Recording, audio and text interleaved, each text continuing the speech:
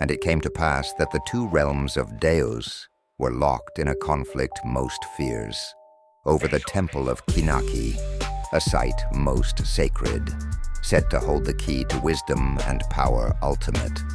The Cetrians, in their reverence for balance and the pursuit of philosophy, did see the temple as a place of reflection and understanding, a sanctum where the mysteries of the world might be unveiled. But the Aelonians, with minds sharp and ambitions keen, did view the temple not as a place of peace, but as a prize, a strategic stronghold that could turn the tide of war in their favor.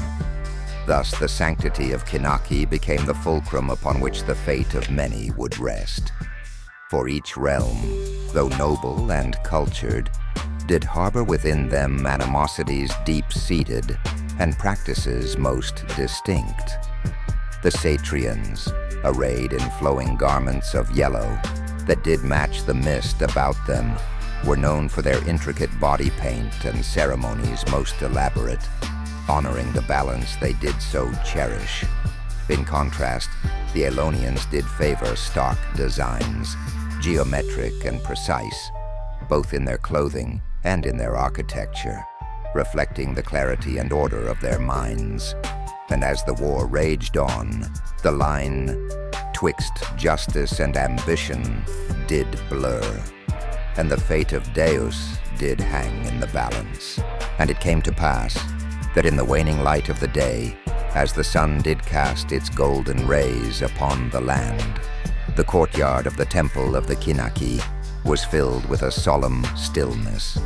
The ancient stones thereof, engraved with the deeds of old, did bear witness to the strife and the peace that had passed between the realms of Cetrian and Aelonis. And behold, Tiberia the sovereign of Aelonis, did step forth into the courtyard, her countenance stern and her garments of dark hue. The light of the setting sun did not touch her, for she was as one set apart, different from the Cetrians, whose skin was kissed by the golden dust that lay upon the earth.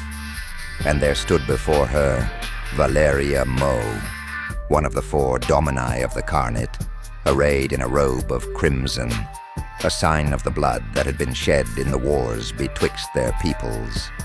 And by her side stood her deputies, their faces hidden in shadow, watching the sovereign of Aelonis with eyes that were as flames.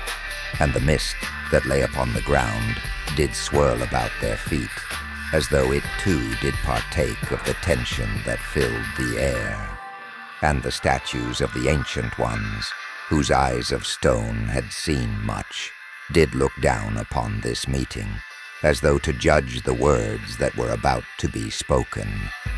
Then did Tiberia speak, her voice like unto a cool breeze in the heat of the day, saying, Domina Valeria, we meet under the watchful gaze of thy forebears, upon the sacred ground of thy people. Let the holiness of this place guide our words, that they may be filled with wisdom. And Valeria inclined her head, her eyes narrow as she considered the sovereign, and she replied, Yea, sovereign Tiberia, let the wisdom of the Kinaki prevail for the sake of all our people.